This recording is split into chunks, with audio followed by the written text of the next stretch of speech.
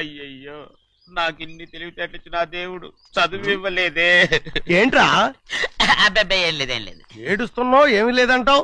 సంగతి ఏంటో చెప్పు, నేను ఎవరికి చెప్పనులే. పట్టు చెయ్యి పట్టు. అయ్యో, ఉత్తరం కనపడిపోయింది. ఉత్తరమా? ఎవరు రాశారా? నా లవర్. నీకు లవ్వరా? నాకే కాదు, మా నాన్న, మా తాత, మా ముత్తాత అందరూ లవ్వాడి పెళ్లి చేసుకున్నారు తెలుసా. ప్రేమ గుడ్డిదని మీ వంశాన్ని చూసే కనిపెట్టినట్టున్నారు. అది సరే గాని నీ లవ్వర్ ఎవరు? నీకు చెప్పడానికి నేను తెలివి తక్కువన్నా? నువ్వు చాలా తెలివైనడు అని నాకు తెలుసు. మరి నీ లవర్ నీకు లవ్ లెటర్ రాసిందంటే అది చదువుకొని ఉండాలి కదా. మరి గుమ్మస్తా కూతురు చదువుకోకుండా ఉంటదేంటి? ఏటి గుమస్తా ఉంది కూతురా? అయ్యో, నోరు సరిపోయింది. అది నీకు మామూలే గాని ఏదో లెటర్ ఈ చదివి చెప్తాను. చదివి చెప్తావా? చదువు. ఇదిగో, ఇక్కడ చదివితే అందరు వింటారు. ఇదిగో ఇదిగో, ఇది నా ప్రేమోత్తరం. ఎవరికి పడకుండా చదువు. అమ్మాయి కంటే అక్షరాలే అందంగా ఉన్నాయిరా. అమ్మాయి కూడా అందంగా ఉంటది కదా. మరి బసవయ్య, నా ప్రేమ నీదయ్యా. ఇదేంట్రా చెవులు మూసు? నేనేమన్నా తెలివి తక్కువ అనుకున్నావేంటి? నువ్వు ఉత్తరం చదువుతుంటే నీ చెవులకు వినపడుతుంది కదా, అందుకని మూసేసా. నేను చదివే లెటర్ నాకు వినపడుతుందని నా చెవులు మూసేసావా? అబ్బాబాబాబాబాబాబా, సూపర్ రా. నీ అంత తెలివైనోడు ఈ భూమి మీద పుట్టలేదురా, ఇక మీద పుట్టబోటురా. ఇది చదివే లెటర్ కాదురు, నవిలే లెటర్. నా ఉత్తరం, నా ఉత్తరం. ఏ చిన్నయ్య, నేను ఈరోజు చాలా సంతోషంగా ఉన్నాను. చూస్తుంటే తెలుస్తుందిలే. ఏ చిన్నయ్య, మన ఇద్దరం కాసేపు ఆ మండపంలోకి వచ్చిందావా? వద్దు, వాళ్ళు వచ్చారు. అయ్యో, నేను నీతో మాట్లాడడానికి, నేను చూడడానికి అసలు ఇంట్లో వీలు పట్టలేదు. నేను నీతో చాలా చాలా మాట్లాడాలి. రేపు మాట్లాడుకోవచ్చులే, పైగా అయ్యగారు కూడా ఇంట్లో లేరు, వస్తే మన కోసం ఎత్తుకుంటారు. పద. హలో, యజమానురాలాగా చెప్తున్నాను, బోధపడిందా? బోధపడిందమ్మా. రండి. చెన్నమ్మ గారు కొండ మీద గుడికెళ్ళి వస్తామని చెప్పారు. పైగా మన చెన్నయ్య కూడా తోడెళ్ళాడు. ఇంకా భయపడతారు ఎందుకు? సాయంత్రం నుంచి వర్షం ఆకుండా కురుస్తాను. మధ్యలో కార్ రిపేర్ ఏదైనా అయింటే ఎందుకైనా మంచిది, ఒకసారి వెళ్ళి చూసేద్దాం. రై, నువ్వు వెళ్ళి బండి. అలాగనే.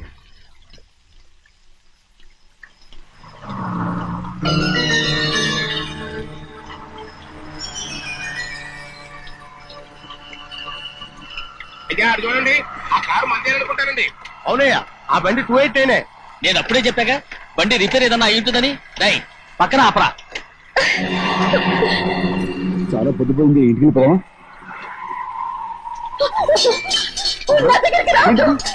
నువ్వు కావాలని కారు రిపేర్ అని అబద్ధం చెప్పావు. లెక్క పెడుతున్నావా? నేనా? అమ్మడు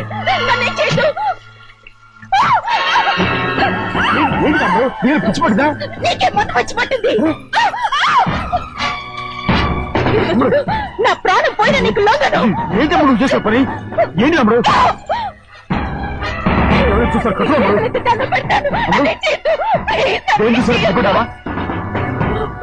ఎవరైనా వస్తారా? చిన్నయ్య, మా నాన్న ఎంతో నమ్మకం పెట్టుకున్నాడు. ఉన్నాను కదా, రాముడు. నేను ఉన్నానని చెప్పాను కదా, ఎందుకు నువ్వేం భయపడగలరు? నా మాట విను. అమ్మడు ఆడమంటుంటే ఏంటి పిచ్చాలేగా?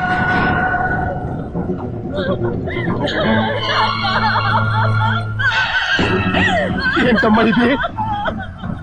చెప్పమ్మా, చెప్పు. కారు పేరు చెప్పి నన్ను మండపంలోకి తీసుకొచ్చాడు. వర్షం పడుతుంది, కారు రిపేర్ చేయలేమని ఇక్కడే ఉందామని నన్ను అదోలా చూశాడు. చాలా భయం వేస్తుంది. ఏ పర్వాలేదు, నడిచేనే వెళ్ళిపోదాం నేనంటే, నువ్వు విదేశాలు చదువుకుని వచ్చావు, ఆ మాత్రం అర్థం చేసుకోలేవా? ఈ ఒక్క రోజుకి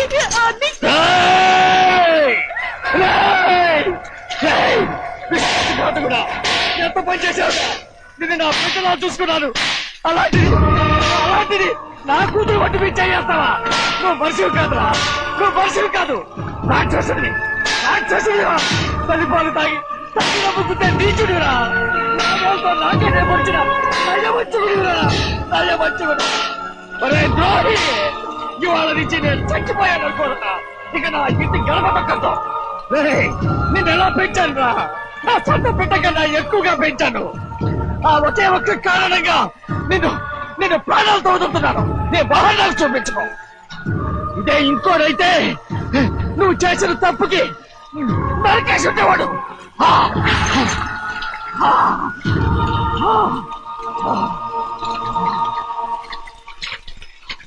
పదమ్మా రే రండిరా ఇవాళ వాడికి మనకి రుణం తీరిపోయి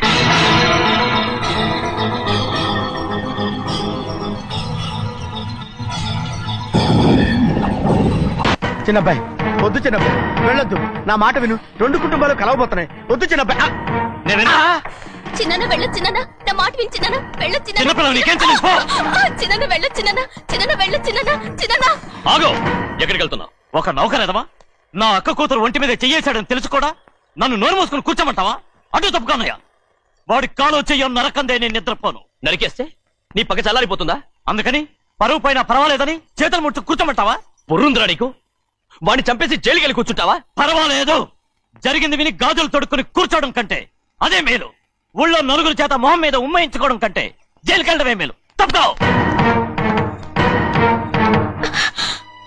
వద్దు బాబు నేను చెప్పేది కొంచెం విను మా నాన్న చిన్నయ్య నెత్తి మీద పెట్టుకుని ఊరేగాడు ఇప్పుడు ఆయనకు నిజం తెలుసుకుని బయటకు గెంటేశాడు ఆ శిక్ష వాడికి చాలు కానీ మీ చెల్లెలు పరువు పోయిందే దానికి కారణమైన వాడిని నేను ఊరికే వదిలేయాలా నువ్వు వాడిని నరికేస్తే జరిగింది మాసిపోతుందా పోదు కానీ కోపం కొంచెమైనా తగ్గుతుంది కదా 2 రోజులు ప్రశాంతంగా ఉంటే అన్ని కోపాలు పోతాయి అవును నువ్వు కూడా 15 సంవత్సరాలుగా ప్రశాంతంగానే ఉన్నావు కానీ మీ నాన్నకి నీ మీద కోపం పోనేలేదే అలాగే నేను కూడా తప్పుకోవద్దు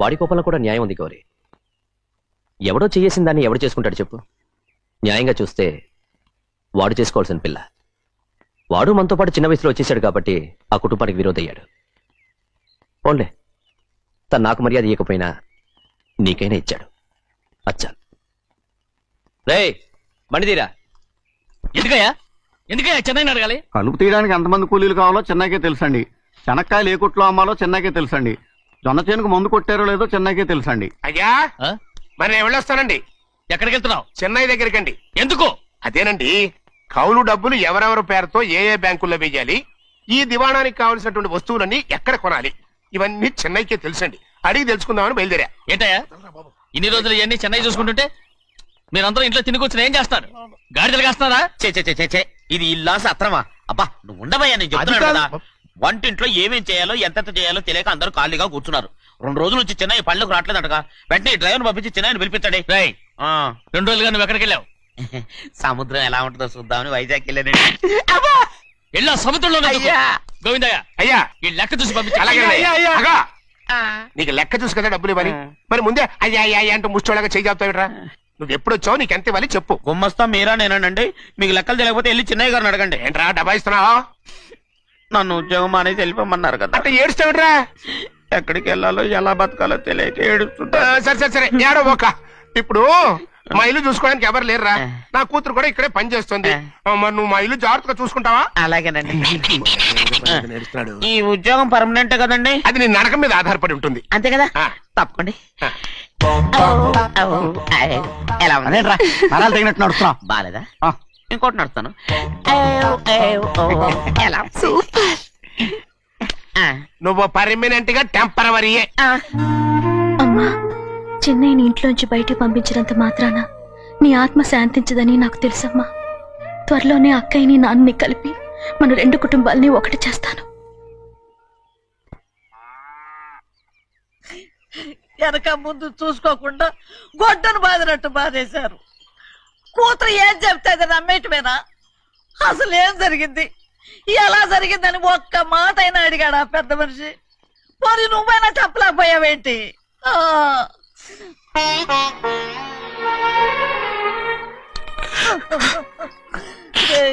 చిన్నయ్య ఏడుస్తున్నావయ్యా పెద్దయ్య కొట్టాడని బాధపడుతున్నావా అబ్బే పెద్దయ్య కొట్టిన దెబ్బలు కాదని నేను బాధపడుతుంటా ఈ నెలలో ఒక్కరోజు కూడా నేను ఆయన విడిచిపెట్టి ఉండలేదు అలాంటిది 2 రోజులు అయిపోయింది ఆయన చూసి అదే బాధగా ఉంది బాధ ఇదే చిన్నయ్య చూడు ఎవ్వరికి కనపడకుండా పెద్దయ్య గారిని చూసిరారా అప్పుడు నీ మనసు స్థిమిత పడుతుంది లేదే ఆయన తప్ప ఆయన తెలుసుకుని నాకు కబురు చేసేంత వరకు నేను ఆయన మొహం చూడను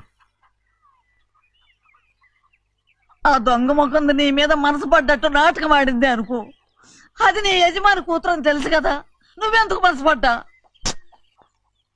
సిగ్గిడిసి తన అందరి ముందు పంపు సెట్ దగ్గర స్నానం చేస్తూ నా మీద పడ్డప్పుడు కూడా నేను మనసు పడలేదే. కానీ ఒకరోజు అయ్యో ఏంటి తమ్ముడు మధ్యగా పోయిందేంటి? పుస్తకాలన్నీ తగలబెడతావు, పైగా చదువుకో డిగ్రీ కాగితాలు కూడా మంటలు పడేస్తావేంటి? ఏమైంది నీకు? ఇదిగో మర్యాదగా మంటలవి. అవి నేను చదివి సంపాదించుకున్న డిగ్రీలు. వాటిని మంటల్లో వేస్తాను, చెప్పేస్తాను, నా ఇష్టం. అది అడిగే హక్కు నీకు లేదు. అవి మంటల్లో వేయకపోతే ప్రాణానికి ప్రాణంగా చూసుకుంటున్నావే మా నాన్న. ఆయన మీద ఒట్టు ఇల్లు పడి చేస్తాను.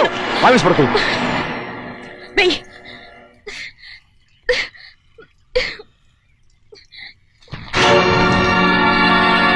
తగలబెడుతుంది నువ్వు చదువుకున్న చదువుని కాదు, మా పెద్దయ్య పెంచుకున్న ఆశల్ని, ఆయన కన్న కలల్ని. పర్వాలేదు,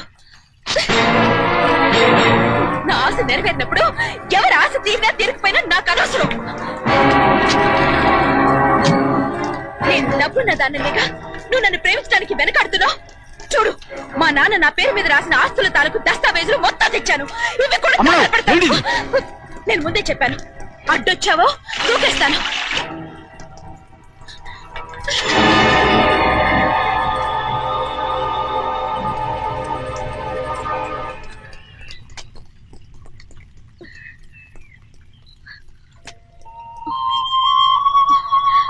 చూడు, ఇప్పుడు నేను ఒట్టి ప్రభావతిని.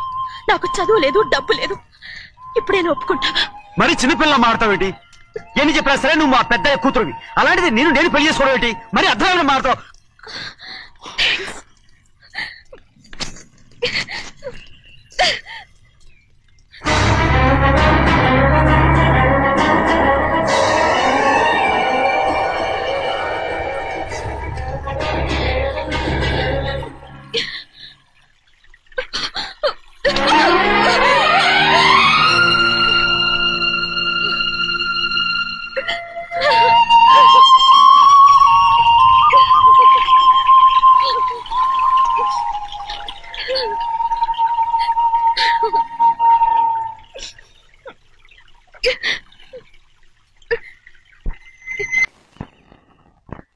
ఆ రోజు తగలబెట్టిన కాగితాలన్నీ నకిలీవైనా ఉండొచ్చు.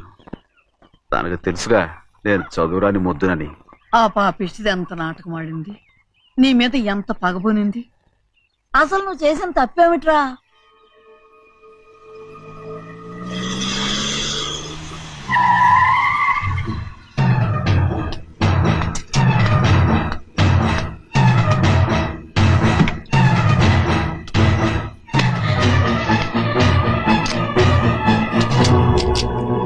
నేనా నీ వెంటబడి తిరిగాను?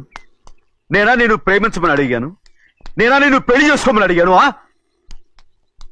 ఆ రోజు గుడికి రమ్మంది ఎవరు? వద్దన్న మండపానికి తీసుకెళ్ళింది ఎవరు? చేసినంత నువ్వు చేసి నేనేదో చేసినా నావే. నేను నిజంగా పాప పోనీలే ఆడదాని వారు ఊరుకుంటున్నాను అనుకున్నావేమో. పొరపాటు. నన్ను ఎంతగానో నమ్మిన మా అయ్యగారు నన్ను అనుమానించి తప్పుపట్టారే, దానికి ఆ రోజు నా నోరు మూసుకుపోయింది. కానీ ఈ రోజు మాత్రం నేను ఊరుకునేది లేదు. చెప్పు, ఎందుకు చేసావు పని? కారణం చెప్పు. ఒకే ఒక్క కారణం, నిన్ను మా ఇంట్లోంచి వెళ్ళగొట్టాలి. ఎంతో ఇష్టంగా చూసుకునే మా నాన్న నిన్ను అసహించుకోవాలి. మా అక్క కుటుంబం 15 సంవత్సరాల నుంచి మా నాన్నకు దూరంగా ఉండటానికి కారణం నువ్వు.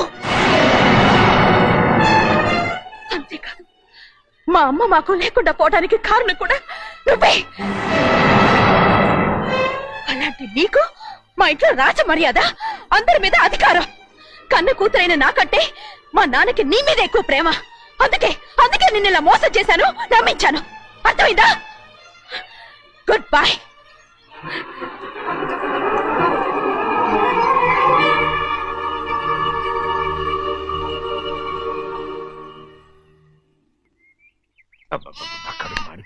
ఏంటి నాన్న, బాగా ఆకలాతుందా? అవునమ్మా, ఇడ్లీ దమ్మని ఆ బస్సు గాని పంపించి 2 గంటలైంది. అప్పటికి ఆలస్యం అవుతామని నా బండి కూడా ఇచ్చి పంపించా.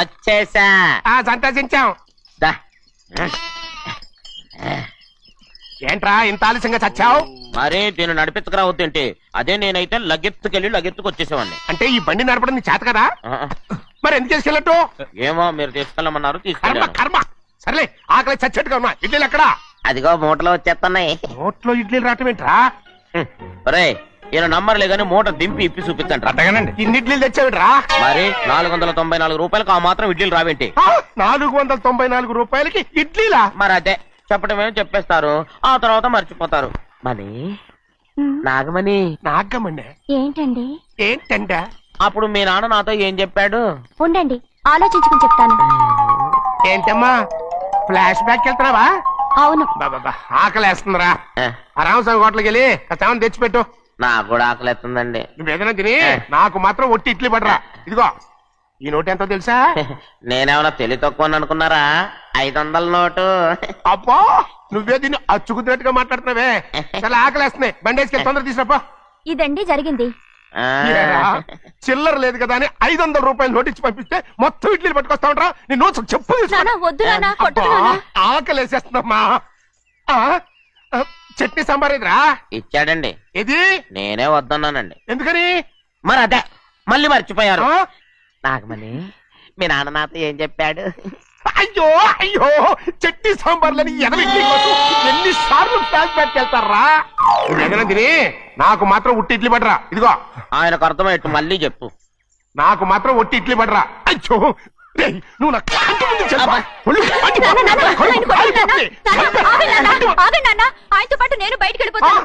ఎందుకంటే ఆయన్ని నేను వద్దు! మీ దిక్కుమాల ప్రేమ కథ వినే ఓపిక ఎవ్వరికి లేదమ్మా. అయినా నువ్వు అనేదేముందిలే, అతను లేకుండా నేను బతకలేను అంటావు అంతే కదా? అవునా? ఆ, అయితే ఒక కండిషన్ రా. ఏంటి? నువ్వు చాలా తెలియగలవాడవని ఈ ప్రపంచానికి, నీ ముఖానికి ప్రపంచం దాకా ఎందుకు గాని ఈ ఊళ్ళో నిరూపించుకో. నా కూతురు నీకు ఇచ్చి పెళ్లి చేస్తా. వాకే వెరీ వీచి. అయితే నువ్వు ఇంటి నుంచి బయటికి వెళ్ళరా. బయటికి రా. రండి. అయ్యయ్యో నా కాళ్ళు చేతులు ఆటలు లేసే. మీరెందుకు వచ్చారయ్య గారు? కబురు పెడితే నేనే వచ్చేదాన్నిగా. కూర్చోండి అయ్యా, కూర్చోండి. చిన్నయ్య టౌన్ కి వెళ్ళాడు, ఏదో కొట్లో పని చేస్తున్నాడు. దాన్ని ఎవడు మార్చగలడు? నేనేం వాడిని చూడటానికి రాలేదు, నిన్ను చూడటానికి వచ్చాను. అవును, వారం వారం డబ్బుల కోసం వచ్చేదానివి 2 వారాలుగా ఎందుకు రాలేదు? అయినా నా బాధ్యత నేను చెయ్యాలిగా. ఇదిగో తీసుకో. డబ్బొద్దండి. నీ మనవడిని నేను ఇంట్లోంచి తరిమేశాను వద్దంటున్నావా? ఇది నీ మనవడి కోసం కాదు, నీ కొడుకు కోసం నేను చెయ్యాల్సిన బాధ్యత. ఆనాడు ఊరంతా నా బిడ్డ తప్పు చేశాడన్నా, మీ మనసుకి మాత్రం తప్పు చేశాడనిపించలేదు. ఈ రోజు నా మనవడు కూడా ఏ తప్పు చేయలేదు. ఆ విషయం మీరు తెలుసుకుని వాణ్ణి ఏ రోజు పనిలోకి రమ్మంటారో ఆ రోజే డబ్బు తీసుకుంటాను. నీ మనవడు చేసింది నేను కళ్ళారా చూశాను. దాని గురించి మాట్లాడాలంటే నాకే అసహ్యంగా ఉంది. డబ్బు తీసుకుంటావా లేదా? వద్దు బాబు. ఈ రోషమనాలో నేను చూస్తాను.